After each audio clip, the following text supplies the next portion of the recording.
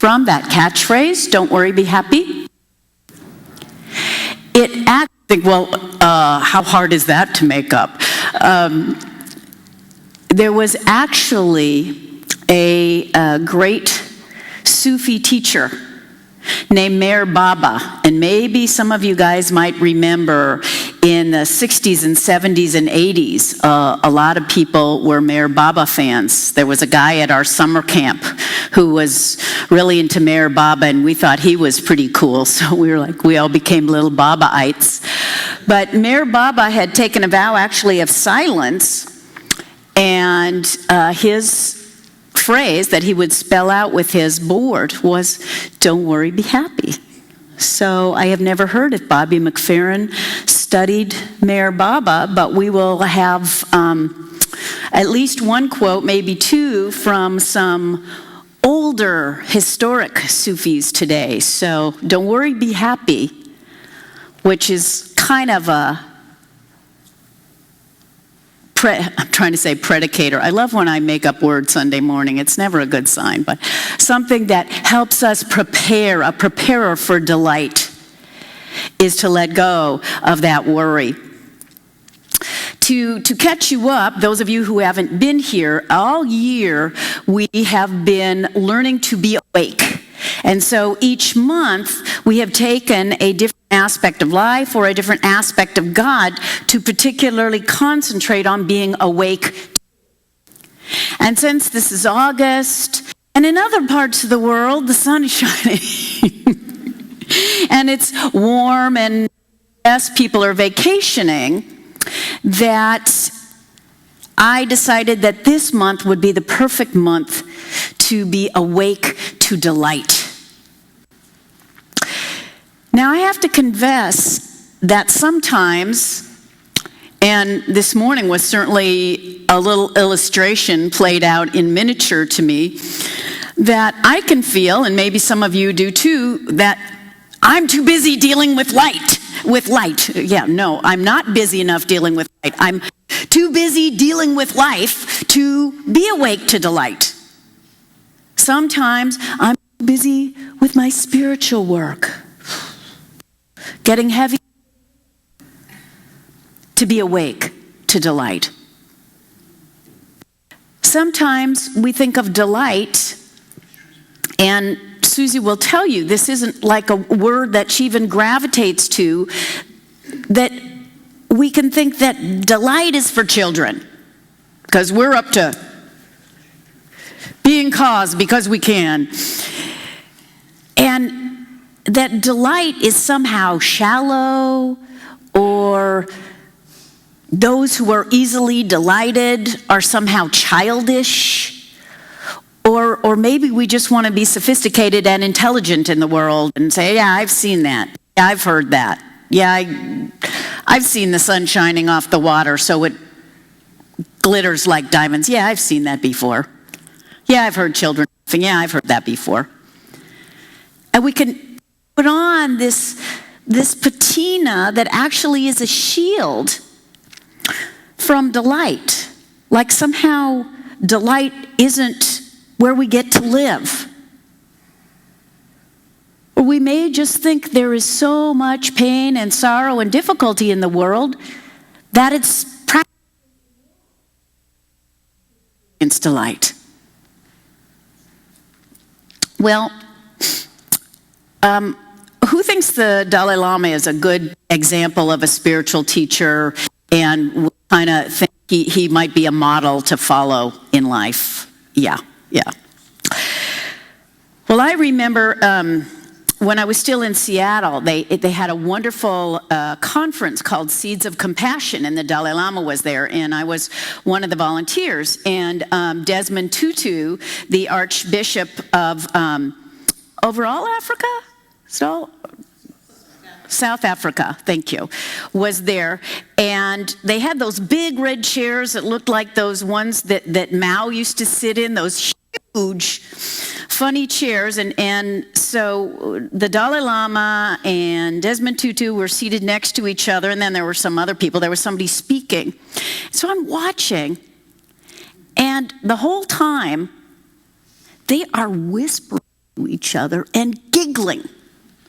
There's, serious spiritual talk going on, and Desmond and the doll, like nudging each other and giggling and stuff. And I almost felt like running up and saying, do we need to separate you two? They were in delight with each other's presence. And anything you read about the Dalai Lama, he can be very aware of what's going on in China. He's very aware that thousands of monks have been killed by the Chinese and that temples have been destroyed, and yet he can still find the delight in the moment. Many of you know of Jean Houston, the great spiritual teacher of our day, and she, if you've ever seen her or seen a video of her, she's so brilliant. And she also kind of has this serious thing. It's like I can feel the furrows in my forehead just because she's got so much going on, and she's so brilliant. And she says, any moment is to me available for happiness and for filling with joy. It's a state of wonder and astonishment that comes from being fortunate enough to participate in this gloriously interesting universe.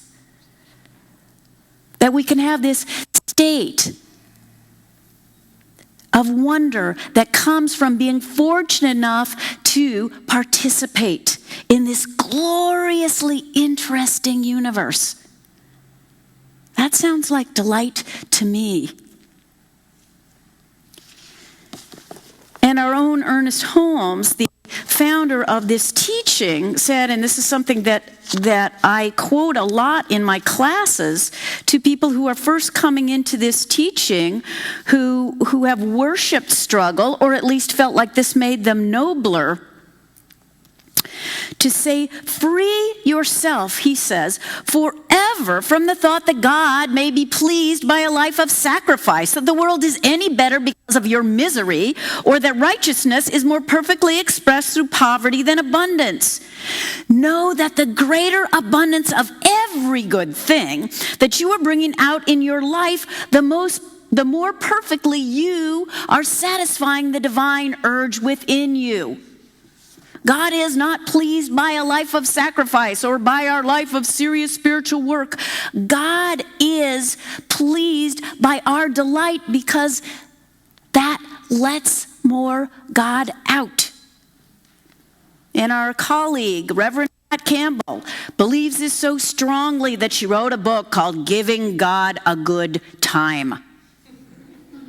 That is what we are here to do, to be delight. And thank God that there are people on the planet that are starting to understand this, both in the spiritual life and even someone who is as caught up in the work life as Steve Jobs. Tag in there, Suze. Here, tag me. Hand me the baton. Ah.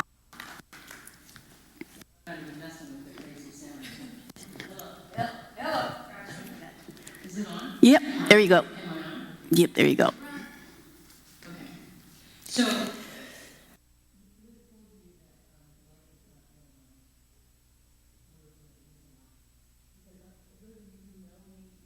I'm super serious, heavy, deep, and real.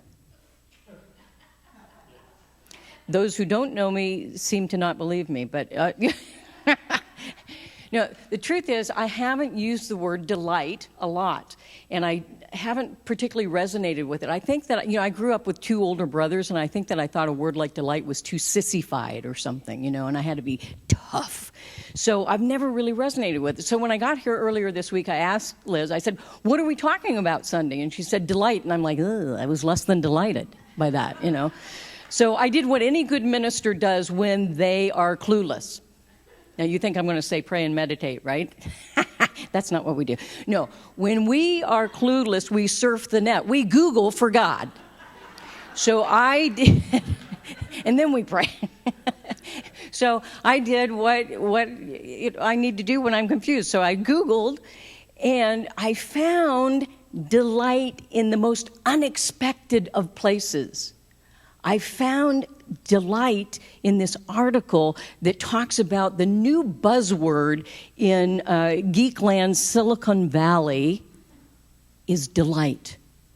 Can you believe? How many of you have cell phones or smartphones or iPads or computers or any iPods or everything?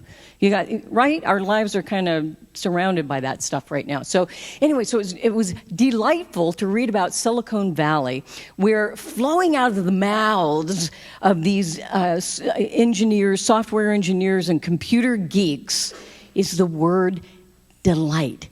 A place where you expect to hear the cold language and jargon of numbers and software code. They're speaking about delight.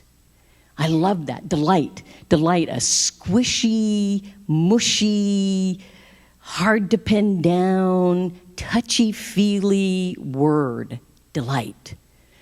It's radically unquantifiable and immeasurable. And we know that those geeks like to quantify and measure everything, right?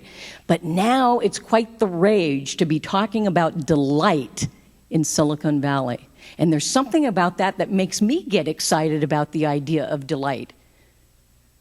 I mean, if those geeks can get excited about delight, it ain't too sissified for me. So I'm ready to accept some delight into my life. And it was actually Steve Jobs' vision and now his legacy at Apple, that it even shows up in their vision statement that they're all about creating, lifting people out of their daily routines and lifting them into a place of awe and wonder where they can surprise and delight the world with innovation and fun and gadgets that are useful and practical and make life easier and more fun, where they design for delight. And that design for delight has made cult followers of many of us for all that gadgetry that we never really knew we needed until we had it, right? And now we can't live without it. I had a professor who said that, you know the term necessity is the mother of invention. He said we're moving into a place where invention is the mother of necessity. So we invent things first, we get delighted by those things, we get captured by those things, and then we can't let go of them, and we continue to create more of that. So I think Steve Jobs knew a thing or two. What do you think? So when we put something on our radar, on our personal radar, like delight, so I'm glad that I asked early in the week what we were speaking about, because then I could tune into opportunities for delight, or at least opportunities to witness delight.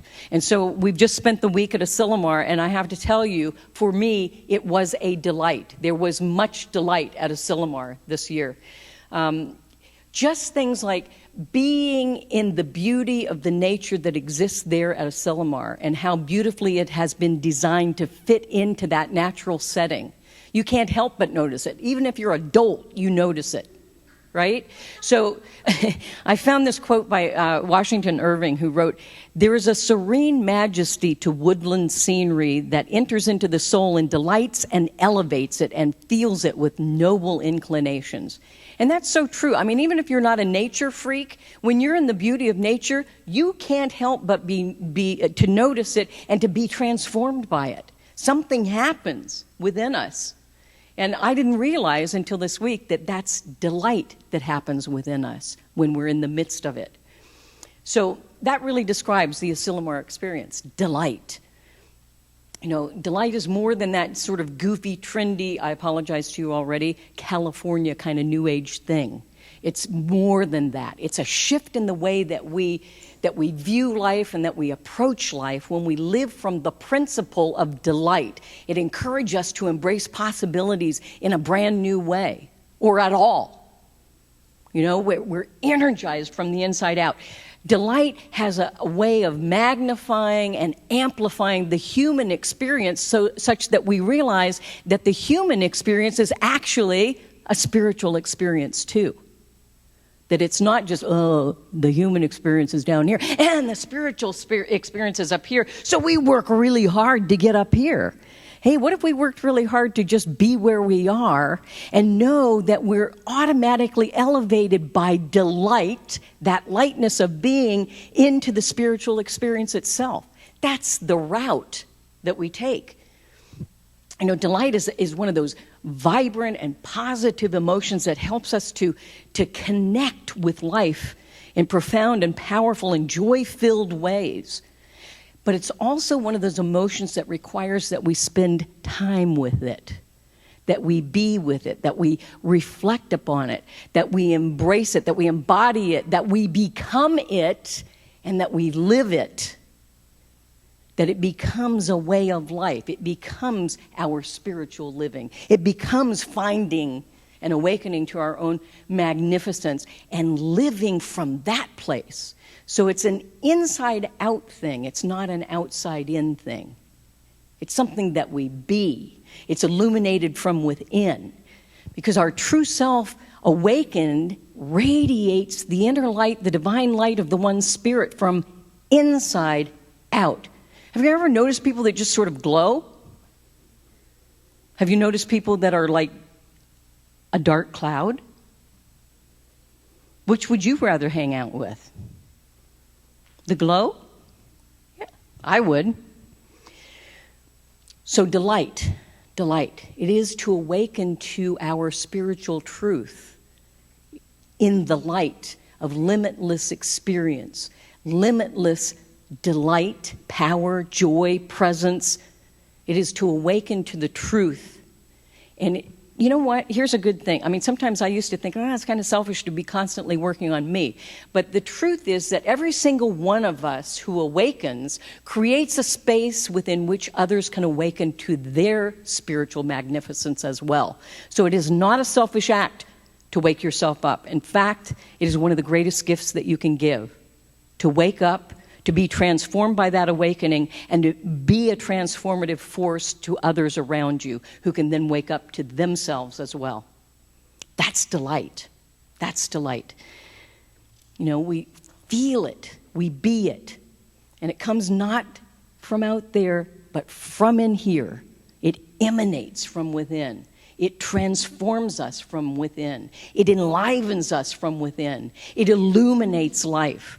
It's, delight can be the journey of our lives. It can be the unfolding of spirit within us and through us and as us. That's delight.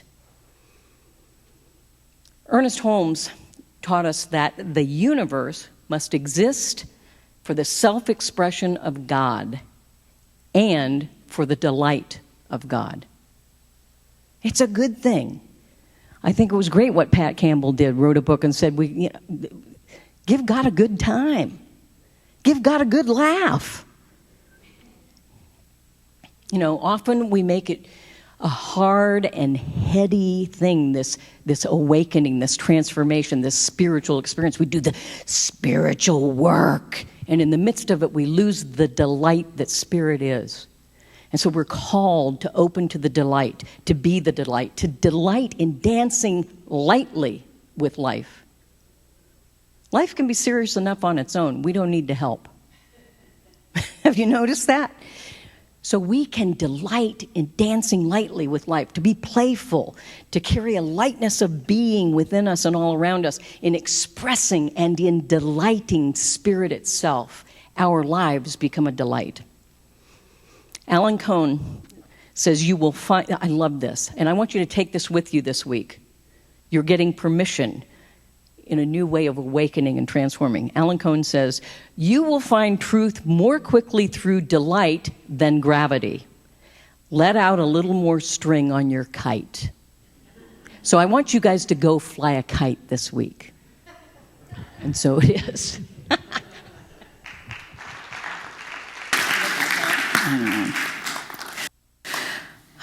Suzi, you just did that because you've been wanting to tell me that for... Les, go fly a kite. Go fly. I laugh when I was doing my stuff about this, and Suzi was doing her stuff, and there were so many little joining places, even though it looked different from the exterior. So it's always fun to go, oh, yes, our great minds do think alike. So as you take that wonderful idea of the dance and the kite, I'm going to go back to what I started with, those thoughts we have, and that Suzi reminded us again about the spiritual work, is that we need to allow ourselves to be present and permeable to delight. Permeable. Because there is inside that comes out, but there is also so much that the world is trying to give us to evoke that delight. So we need to let ourselves permeable, to let be in delight, to let it enter, and then through that alchemy, move out.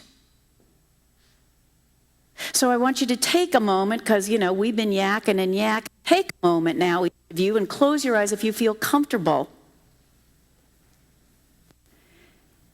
And ask yourself, what delight in the ordinary can you be open to?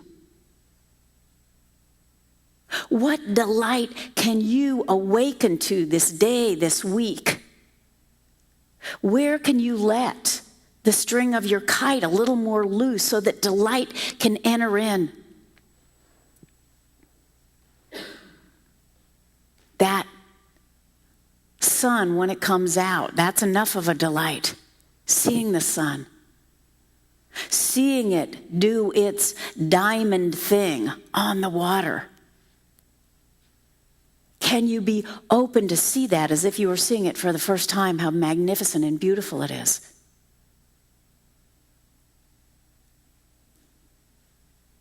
Can you see those little baby deer? There are still ones with spots on it. There are still fawns.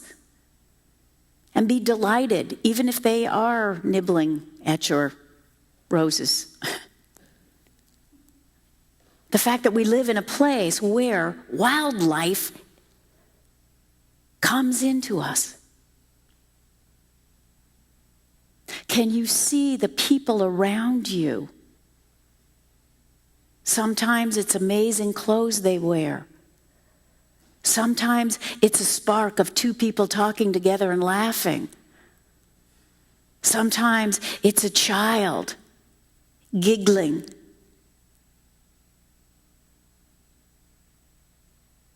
What in your life can you be open to transport you, to transform you to that place of delight?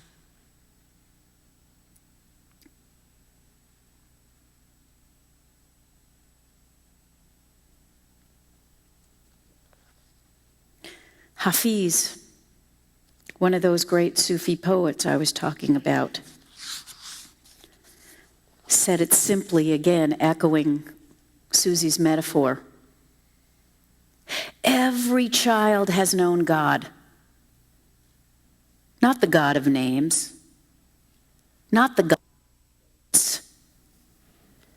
Not the God who ever does anything weird. But the God who only knows 4 words and keeps repeating them, saying, "Come dance with me. Come dance. Be in this delight thing," because when we're in delight, no matter what the partner may be, whether it's the sun on the water, whether it's our friend that we walk with, whether it's the deer, that whom we are dancing with is God, our partner in delight. So let's go within. And I am grateful that our God is not a God of sacrifice, that we left that idea long ago, that we recognize that today is our day to open to delight. And that as we open up to delight, we rise in it. And that delight that deeply touches us is simply God. So we rise in God, and as we open and as we become permeable, and the joy of experiencing beauty, laughter, zaniness, love, whimsy. It is God rising in us, dancing in us, being us as us. And so this day I allow Spirit, I allow the infinite, I allow that uni-force to operate and dance in me as delight. I rise up, and all is well. So it is.